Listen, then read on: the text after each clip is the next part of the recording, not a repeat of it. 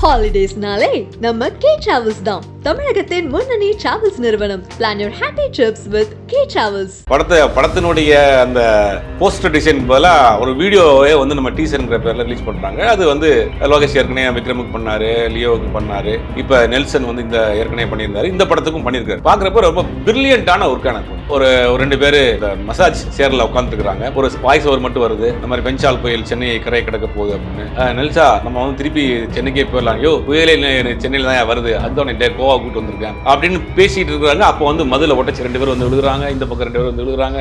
ஒரு character reveal பண்றதுக்கு ஒரு நடந்து வர்ற மாதிரி ஹை ஸ்பீட்ல போட்டு ஒரு தீப்பொறி பறக்கிற மாதிரி போட்டு ஏதாவது ஒன்று போட்டு பண்ணிட்டு போயிருக்கலாம். அதுக்கு ஒரு மெனக்கெடுதல் எடுத்து அதுக்கு ஒரு கண்டென்ட் ரெடி பண்ணி அதை ஒரு ஸ்கிரிப்ட் பண்ணி அதை ஷூட் பண்றது இருக்குல்ல, அது உண்மையிலேயே பிரில்லியண்டான ஒர்க்கா நான் பாக்குறேன். புதுசா சினிமா ரசிகர்களுக்கு இந்த பேட்டர்ன்றது ஒரு புதுசா இருக்கு. சமீபத்தில் மிஸ்டர் பாரத்னு நம்ம லோகேஷ் கனகராஜ் தயாரிக்கிற ஒரு படத்தோடைய டீசர் இதே மாதிரி வந்துச்சு. அதுவும் பாக்குறப்ப ரொம்ப பிரில்லியண்டா இருந்துச்சு, புதுசா இருக்குல்ல. இங்க பழசு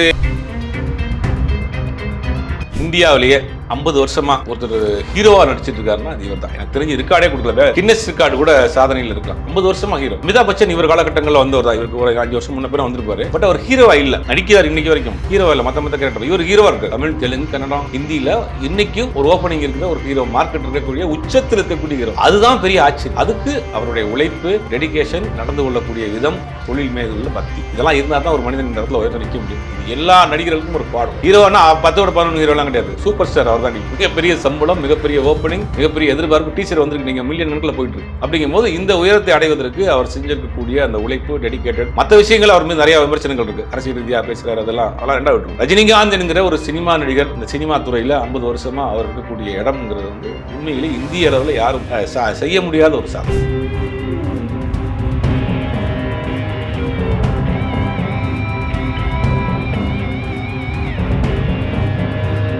Aga in Tamil has the highest viewership in India, USA, UK, Dubai, UAE, Saudi, Malaysia, Singapore, Norway, Sweden, Switzerland and Denmark. Join us and take your business to the world. ஆகாயம் நேயர்களுக்கு வணக்கம். நான் உங்கள் அஷ்ரஃப். இன்று நம்மோடு இருப்பது சினிமா மற்றும் அரசியல் விமர்சகர் திரு ஜுபேர் அவர்கள். வணக்கம் சார். வணக்கம். ஜெயிலர் 2 அனௌன்ஸ்மெண்ட் வீடியோ எப்படி இருந்தது? எவ்வளோ சுவாரஸ்யமா இருந்தது? உண்மையிலேயே ஃப்ரெஷ்ஷாக இருந்தது. சுவாரஸ்யம் சூப்பருங்கிற காட்டிலும் ஃப்ரெஷ்ஷாக இருந்துச்சு. அதாவது ஒரு திடீர்னு 6 மணிக்கு அனௌன்ஸ் பண்ணுறாங்க, இந்த மாதிரி ஒரு அனௌன்ஸ்மெண்ட் வரப்போகுது அப்படின்னா எல்லாருக்கும் தெரிஞ்சு போச்சு ஜெயிலர் 2 தான் அப்படின்னு. கரெக்டாக 6 மணிக்கு இந்த இந்திய தொலைக்காட்சி வரலாற்றில் முதல் முறையான்னு சொல்கிற மாதிரி இந்திய தியேட்டர் வரலாற்றில் முதல் முறையாக, அதாவது ஒரு தியேட்டரில் ஒரு டீசருடைய ரிலீஸ் பண்ணுறதுங்கிறது வந்து இதான் எனக்கு தெரிஞ்சு இதான் ஃபஸ்ட் டைம். அது தமிழ் மட்டும் கிடையாது, தமிழ், தெலுங்கு, ஹிந்தி, கன்னடா 4 லாங்குவேஜ்லேயும் அந்த டீசர் 4 லாங்குவேஜும் ரிலீஸ் பண்ணுறாங்க.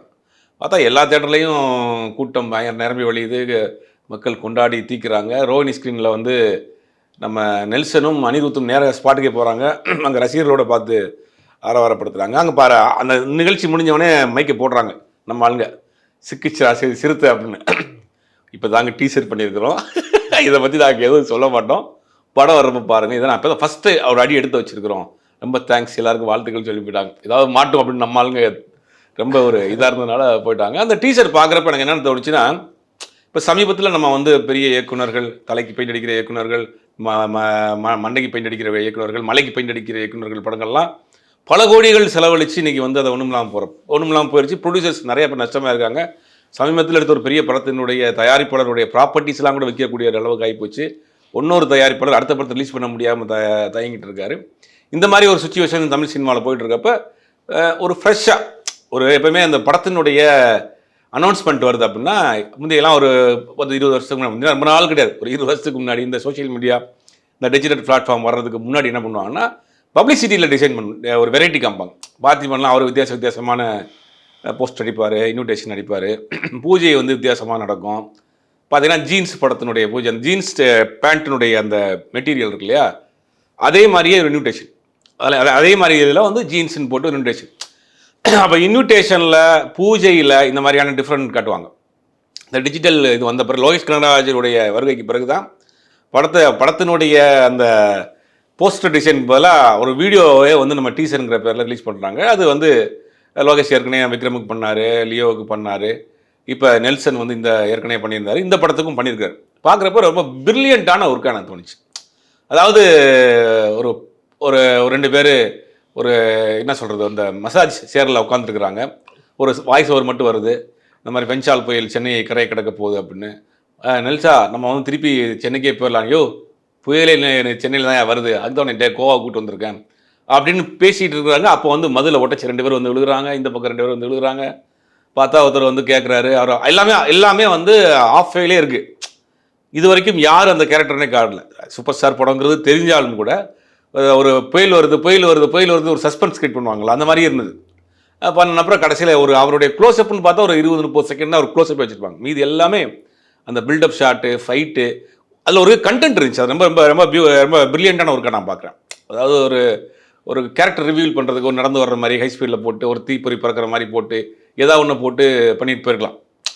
அதுக்கு ஒரு மெனக்கெடுதல் எடுத்து அதுக்கு ஒரு கண்டென்ட் ரெடி பண்ணி அதை ஒரு ஸ்கிரிப்ட் பண்ணி அதை ஷூட் பண்ணுறது இருக்குல்ல, அது உண்மையிலேயே பிரில்லியண்டான ஒர்க்காக நான் பார்க்குறேன். ரொம்ப நல்லா இருந்தது, பார்க்குறப்ப ரொம்ப நல்லா இருந்தது. அனிருத் வந்து சூப்பர் ஸ்டார் ரஜினிகாந்துக்காக தனியாக ஒரு பெட்டி வச்சிருக்காரு போல. அவர் படத்துக்கு மட்டும் அந்த பெட்டியை யூஸ் பண்ணுறாரா என்னன்னு தெரியல. மியூசிக் ஒர்க்காக இருக்கட்டும், அவங்க 2 பேருடைய பெர்ஃபார்மன்ஸாக இருக்கட்டும், வரக்கூடிய காலத்தில் அநேகமாக வந்து நெல்சன் வந்து நடிக்க வந்துடுவார்னு நினைக்கிறேன். பெர்ஃபார்மன்ஸ் வைஸ் ரொம்ப நல்லாவே பண்ணுறாரு. அவருக்கு அப்பப்போ தலையை காட்டுற வேலைகள்லாம் ஆரம்பிச்சிட்டாருன்னு நினைக்கிறேன். ஃபியூச்சரில் அவரும் வர்றதுக்கு வாய்ப்பு இருக்குது. ரைட்டிங்காகவே ரொம்ப ப்ரில்லியண்டாக இருந்தது இல்லை சார்? குறிப்பாக வந்துட்டு அந்த வசனங்களாக இருக்கட்டும், அந்த பாம்பை தூக்கி கீழே போடும்போது பாரு இது கீழே விழுந்தது கூட தெரியாமல் போகிறாருன்ற மாதிரி அந்த வசனங்கள்லாம் அவ்வளோ நேர்த்தியாக இருந்தது இல்லை சார்? அப்போ இந்த இடத்துலையே இவர் இவ்வளோ ஸ்கோர் பண்ணுறாருன்னா அப்போ படத்தில் எந்த மாதிரியான ஒரு நிலை இருக்குன்ற ஒரு இல்லை, இதுதான் வந்து படத்துக்கு வந்து ஒரு ஹைப்பை கிரியேட் பண்ணுறது. இப்போ இந்த படத்தை இந்த ட்ரெய்லரை பார்த்தோன்னே எல்லாருக்கும் படம் எப்போ வரும்ங்கிற ஒரு இதாகிடுச்சு, கியூரியாசிட்டி கிரியேட் ஆயிடுச்சு. இதில் ஏதாவது ஒன்று பண்ணியிருக்க போகிறாங்க. அந்த ஜெயிலர் வந்து ஒரு சென்டிமெண்ட் பேஸ்டு ஆக்ஷன். இது பார்க்குறப்ப நமக்கு தெரியுது ஒரு ஆக்ஷன் ப்ளஸ் ஒரு காமெடி.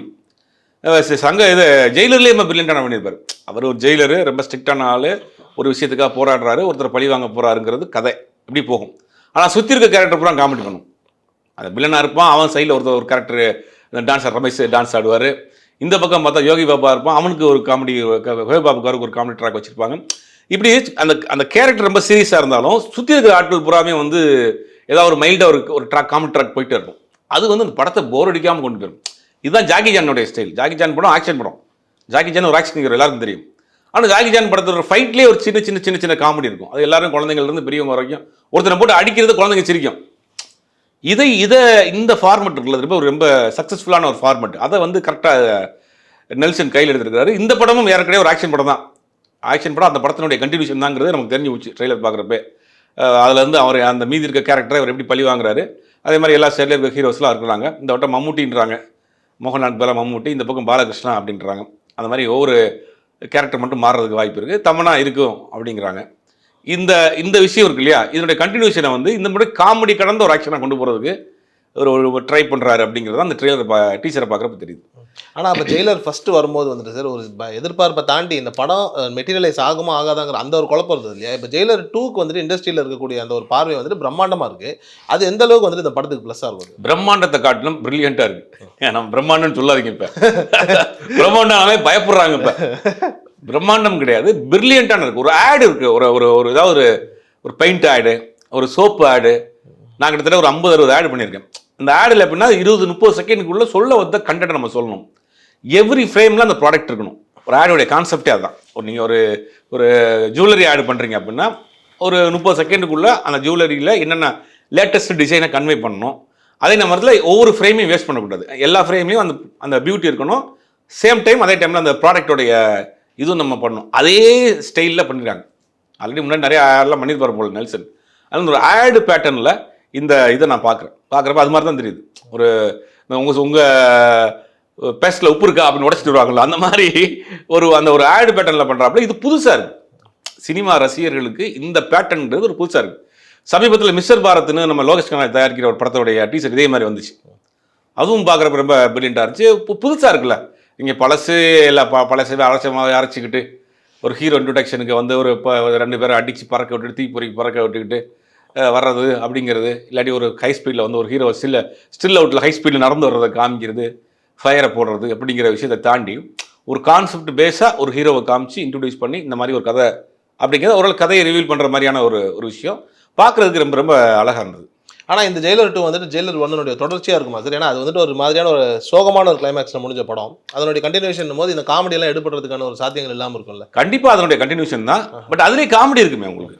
அந்த படம் பார்த்தீங்கன்னா எல்லாமே அந்த ஒரு ஆக்ஷன் பிளாக்ல வில்லனாக இருப்பான், அவனுக்கு சுற்றி ஒரு 2 காமெடியன்ஸ் இருப்பாங்க. இவர் யோகி பாபாவை பிடிச்சி வச்சுட்டு இவர் ஒரு காமெடி பண்ணுவார், சைலண்டான ஒரு காமெடி பண்ணுவார். இவர் பேசுறது ஆடியன்ஸ் காமெடியாக இருக்கும். அந்த மாதிரி ஒரு ஒரு காமெடி ட்ராக்கை அவர் கையில் எடுத்துருக்காரு. ஒரு மாதிரி அது என்ன காமெடினா ஒரு மாதிரி ஒரு மைல்டான ஒரு காமெடி. ஒரு ட்ராக் ஃபைட் போயிட்டு இருக்கும், ஒரு சைடில் காமெடி ட்ராக் ஒன்று போயிட்டு இருக்கும். அந்த மாதிரியான ஒரு விஷயம். இந்த படம் ஏறக்குறைய அதே மாதிரி தான். அந்த நம்ம பார்த்தாலே நல்லா தெரியுது.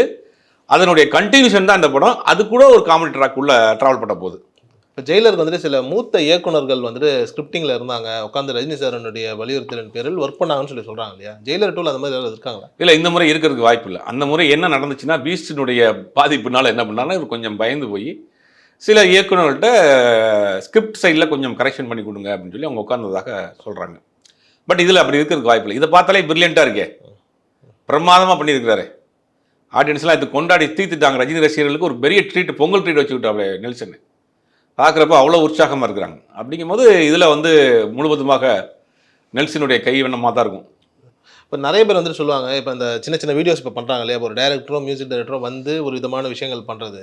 இப்போ டாக்டர்லாம் கூட பண்ணியிருப்பாங்க. பண்ணும்போது வந்துட்டு எல்லாம் என்ன சொன்னாங்கன்னா, இது திருப்பி திருப்பி வரும்போது சலிப்பு தட்டுறதுக்கான வாய்ப்புகள் இருக்குன்னு. சலிப்பு தட்டாமல் இந்த படத்தில் வந்துட்டு இவ்வளோ அழகாக பண்ணதனுடைய நேர்த்தி எப்படி சார்? கண்டென்ட் தான். நீங்கள் அதைவே திருப்பி பண்ணிங்கன்னா வரும். பாகுபலியை பார்த்து தமிழில் பாகுபலி மாதிரி ஒரு படம் எடுத்து கை சுட்டுட்டாங்க. அதை இன்ஸ்பயராக எடுத்துக்கிட்டு நம்ம வேற பண்ணணும். இப்போ இந்த படத்துலேயே பார்த்தீங்கன்னா திருப்பி அதே ஸ்டுடியோ, அதே நெல்சன், அதே அனிருத், அதே மாதிரி எங்கே போகிறோம் அப்படின்னு அதே மாதிரி வச்சுருந்தா பரவாயில்ல. இது யாரும் யோசிக்காமல் 2 பேரும் ஒரு மசாஜ் சேரில் படுத்து கிடக்கிற மாதிரியான ஃபர்ஸ்ட் ஷாட் வைக்கிறப்ப புதுசாக இருக்கா இல்லையா? அப்போ அது அந்த சொல்கிற விஷயத்தையும் கொஞ்சம் ஃப்ரெஷ்ஷாக சொல்லுவோம் அப்படிங்கிறது. 2வது இந்த பாண்டிங் இருக்குல்ல, எப்பவுமே ஒரு டீம் ஃபார்ம் ஆகும். சுந்தர்சியில் அவர்கிட்ட ஒரு டீம் ஃபார்ம் ஆகும். கேமராமேன் சுந்தர்சி, கே செந்தில்குமார் அப்படின்னு கார்த்திக், இந்த மாதிரி அவங்க டீம் ஃபார்ம் ஆகிறப்ப ரொம்ப எல்லாத்தையுமே அவங்க ஓப்பனாகவே பேசி உடச்சிடுவாங்க. ஒரு டியூன் போடுறேன்னு வச்சுங்க, அனிருத் நெல்சன், ஐயோ என்னையா பாட்டு இது நல்லாவே இல்லை, இதெல்லாம் நான் கேட்பாங்க யாராவது, இல்லை என்னையா குறை, இப்படி மைனஸ் ப்ளஸ் அவங்களே அங்கேயே பேசி முடிச்சிடுவாங்க.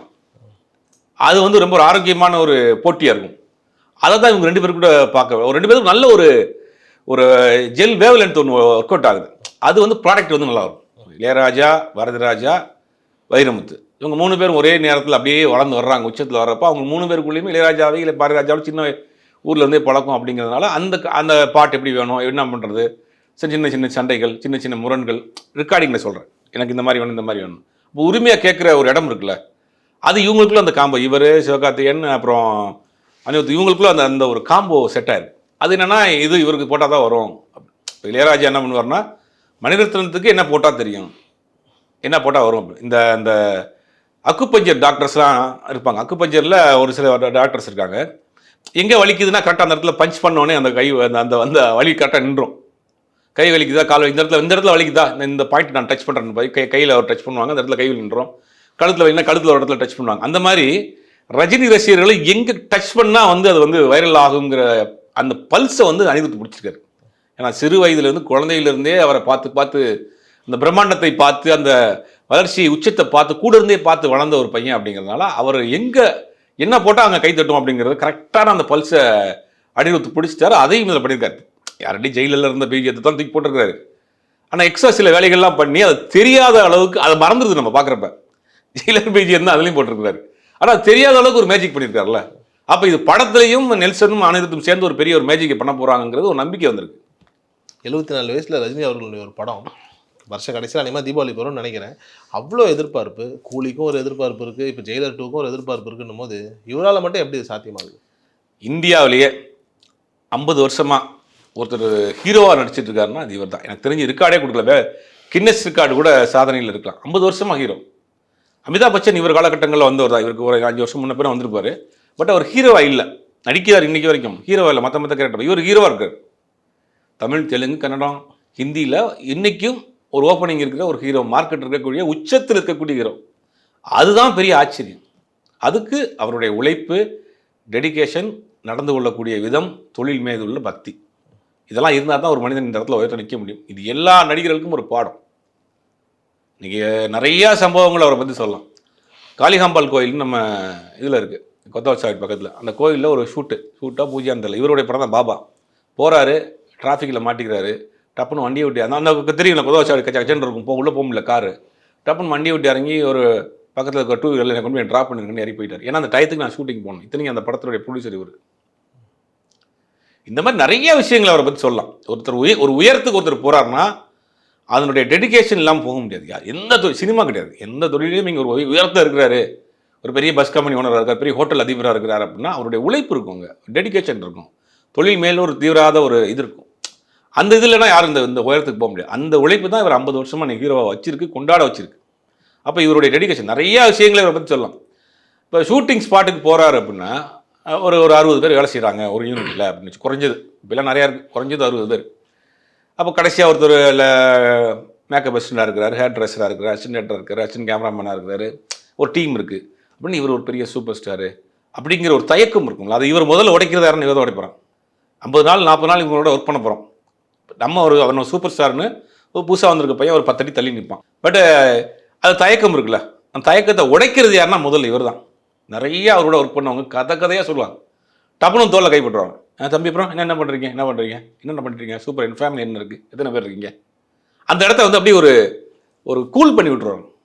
அப்போ இந்த 60 நாளும் அவர் கூட ஒர்க் பண்ணுறது ஒவ்வொருத்தவங்களுக்கும் ஒரு 40 நாள் ஒர்க் பண்ணுறது ஒரு எக்ஸ்பீரியன்ஸு.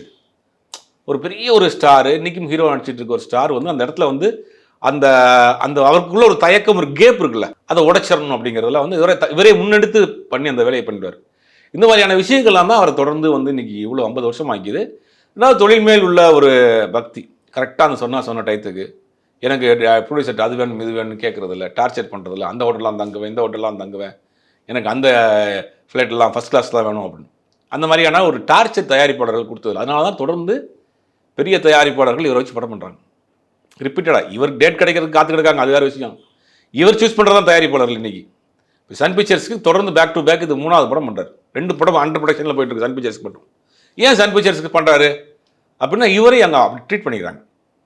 உதாரணத்துக்கு அண்ணாத்த படம் வந்துச்சு. அண்ணாத்த படம் உச்சக்கட்ட கொரோனா காலங்கள். அப்போ இவரால் வெளியில் எல்லாருக்கும் தெரியும், யாருமே வெளியில் போக முடியாத ஒரு சூழ்நிலை. ஹைதராபாத்தில் ஷூட்டிங் நடக்குது. இவருக்கு ஒரு சின்ன மைல்டாக வந்து அப்போ கொரோனா அட்டாக் ஆச்சு. அதுக்கு பிறகு வந்துட்டு ஷூட்டிங் போகிறார். இவருக்குன்னு தனியாக ஒரு சார்ட்டர்ட் ஃப்ளைட் போட்டு ஷூட்டிங் ஸ்பாட்டில் ஆளே இல்லாமல் ரொம்ப கேப்பில் நிற்க வச்சு ரொம்ப கேர்ஃபுல்லாக அவரை பார்த்துக்கிட்டாங்க, ரொம்ப கேரிங் எடுத்து பார்த்துக்கிட்டாங்க. அதெல்லாம் அவருக்கு ரொம்ப பிடிச்சி போச்சு. இன்றைக்கி ரஜினிகாந்த் டேட் கிடைக்குதுன்னா இன்றைக்கி தயாரிப்பாளர் வந்து 1000 பேர் வாரிசில் நிற்கிறாங்க. ஏன் ஒரே தயாரிப்பாளர் ரிப்பீட்டடாக பண்ணுறாரு? அப்போ அங்கே வந்து நம்மளை நல்லா ட்ரீட் பண்ணிக்கிறாங்க, பிரச்சனை இல்லை. அவங்களுக்கு ஏன் தொடர்ந்து இவரை வச்சு படம் பண்ணுறாங்க? பணம் ஒரு பக்கம் இருந்தாலும் கூட இவருடைய அந்த அந்த ஆட்டிடியூட் இருக்குல்ல, என்ன தான் நான் சூப்பர் ஸ்டார் தான், நீங்கள் எனக்கு தயாரிப்பாளர் அப்படிங்கிற அந்த மரியாதை இருக்குல்ல, அது வந்து இவர் 2 பேருமே மெயின்டைன் பண்ணுறாங்க. அதனால தான் இன்றைக்கி வரைக்கும் ஒரு 50 வருஷம் ஒரு மனிதன் உயரத்துக்கு போகிறான்னா சில பண்புகள் இல்லாமல் உயரத்துக்கு வரவே முடியாது. நல்ல பண்புகள் இல்லாமல் ஒரு மனிதனால் வாழ்க்கையில் எந்த இடத்துலையும் எந்த தொழிலையும் வெற்றி பெறவே முடியாது. நீங்கள் தொழிலில் கடுமையாக உழைக்கணும், டெடிகேட்டடாக இருக்கணும், அதை நீங்கள் லவ் பண்ணணும், 2வது அதுக்கு உண்மையாக இருக்கணும். அதெல்லாம் ரஜினிகாந்த் இன்றைக்கி தொடர்ந்து 50 வருஷமாக செஞ்சுக்கிட்டு இருக்கிறாரு அப்படின்னா அதனால தான் இன்றைக்கி அவரை கொண்டு வந்து இன்றைக்கி வந்து 50 வருஷத்துக்கு கழித்து இன்றைக்கி ஹீரோவாக நடிச்சிட்டு இருக்கார். இந்தியாவிலேயே 50 வருஷமாக ஹீரோ நடிச்சிக்கிட்டு இருக்க ஒரு ஹீரோனா 10-11 ஹீரோலாம் கிடையாது, சூப்பர் ஸ்டார் அவர் தான். இன்றைக்கி மிகப்பெரிய சம்பளம், மிகப்பெரிய ஓப்பனிங், மிகப்பெரிய எதிர்பார்ப்பு, டீச்சர் வந்திருக்கு, நீங்கள் மில்லியன் கணக்கில் போயிட்டுருக்கு. அப்படிங்கும்போது இந்த உயரத்தை அடைவதற்கு அவர் செஞ்சிருக்கக்கூடிய அந்த உழைப்பு, டெடிகேட்டட், மற்ற விஷயங்கள் அவர் மீது நிறையா விமர்சனங்கள் இருக்குது, அரசியல் ரீதியாக பேசுகிறார், அதெல்லாம் 2 விட்டுரும். ரஜினிகாந்த் என்கிற ஒரு சினிமா நடிகர் இந்த சினிமா துறையில் 50 வருஷமாக அவர் இருக்கக்கூடிய இடம்ங்கிறது வந்து உண்மையிலே இந்திய அளவில் யாரும் செய்ய முடியாத ஒரு சாதனை. ரொம்ப நன்றி சொன்னார்.